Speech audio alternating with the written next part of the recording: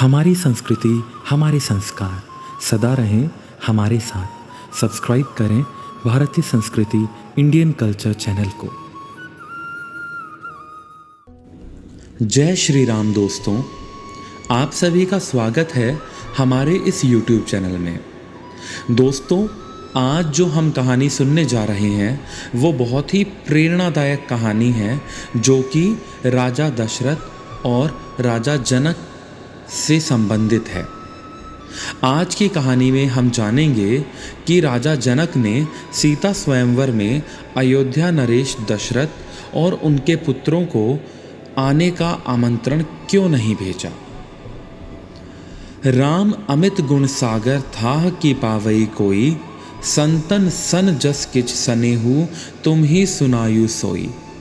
अर्थात श्री राम अपार गुणों के समुद्र हैं, क्या उनकी कोई थाह पा सकता है? जी नहीं। तो चलिए दोस्तों, कहानी को शुरू करते हैं। और अगर आपको कहानी पसंद आए तो लाइक और शेयर करना मत भूलिएगा, और चैनल को सब्सक्राइब भी ज़रूर करिएगा। और साथ ही कमेंट सेक्शन में ज़रूर लिखकर बताइएगा कि आपको इस कहानी का कौन सा भाग सबसे अच्छा लगा और आपने इस कहानी से क्या सीखा। तो चलिए दोस्तों, शुरू करते हैं। राजा जनक के शासनकाल में एक व्यक्ति का विवाह हुआ। जब वह पहली बार सज संवर कर ससुराल के लिए चला तो रास्ते में चलते चलते एक जगह उसको दलदल मिला। उसमें एक गाय फंसी हुई थी जो लगभग मरने की कगार पर थी। उसने विचार किया कि गाय तो कुछ देर में मरने वाली है तथा कीचड़ में जाने पर मेरे कपड़े और जूते खराब हो जाएंगे। अतः उसने गाय के ऊपर पैर रखकर आगे बढ़ने का सोच लिया।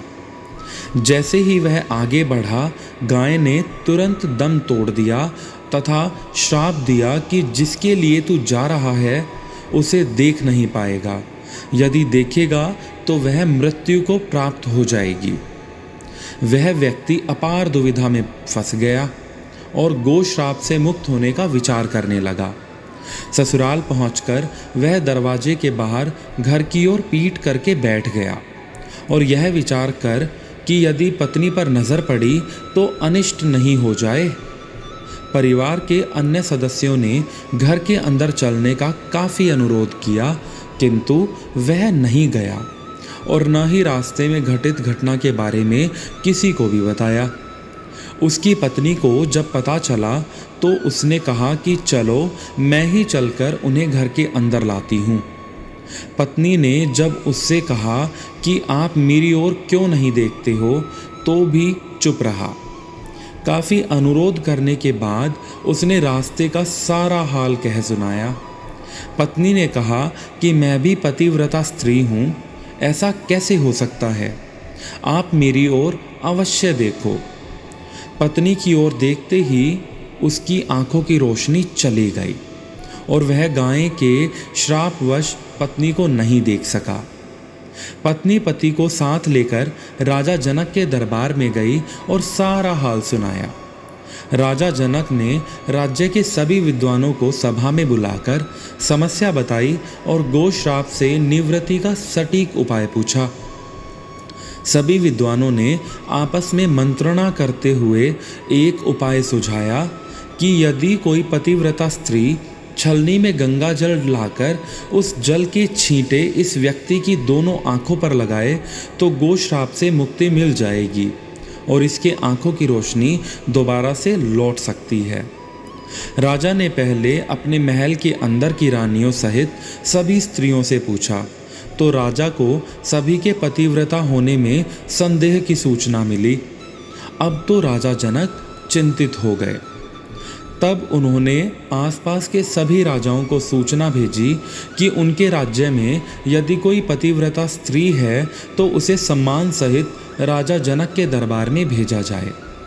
जब यह सूचना राजा दशरथ को मिली तो उसने पहले अपनी सभी रानियों से पूछा। प्रत्येक रानी का यही उत्तर था कि राजमहल तो क्या, आप राज्य की किसी भी महिला, यहाँ तक कि झाड़ू लगाने वाली, जो कि उस समय अपने कार्यों के कारण सबसे निम्न श्रेणी की मानी जाती थी, से भी पूछेंगे तो उसे भी पतिव्रता ही पाएंगे महाराज। राजा दशरथ को इस समय अपने राज्य की महिलाओं पर आश्चर्य हुआ और उसने राज्य की सबसे निम्न मानी जाने वाली सफाई वाली को बुला भेजा और उसके पतिव्रता होने के बारे में पूछा।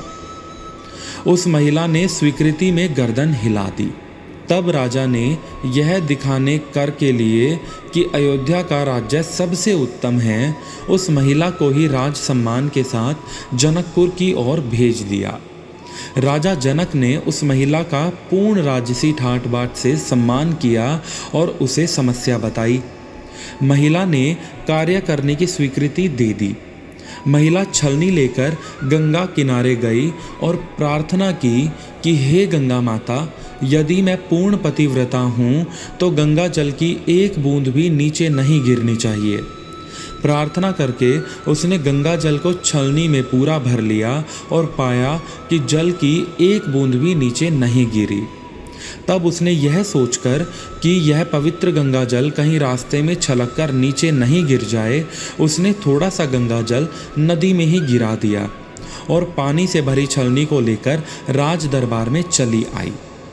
राजा और दरबार में उपस्थित सभी नर नारी यह दृश्य देखकर आश्चर्यचकित रह गए तथा उस महिला को ही उस व्यक्ति की आंखों पर छींटे मारने का अनुरोध किया और पूर्ण राज सम्मान देकर काफ़ी पारितोषित दिया। जब उस महिला ने अपने राज्य को वापस जाने की अनुमति मांगी तो राजा जनक ने अनुमति देते हुए जिज्ञासावश उस महिला से उसकी जाति के बारे में पूछा। महिला द्वारा बताए जाने पर राजा आश्चर्यचकित रह गए। सीता स्वयंवर के समय यह विचार कर कि जिस राज्य की सफाई करने वाली इतनी पवित्रता हो सकती है तो उसका पति कितना शक्तिशाली होगा।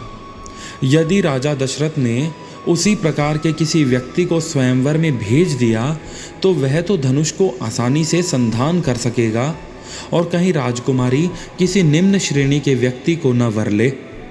अयोध्या नरेश को राजा जनक के निमंत्रण नहीं भेजा गया, किंतु विधाता की लेखनी को कौन मिटा सकता है।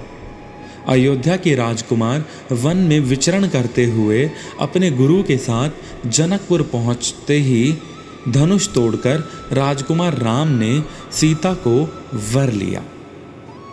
तो दोस्तों, इसलिए कहा जाता है जो चाहे राम सो ही होई।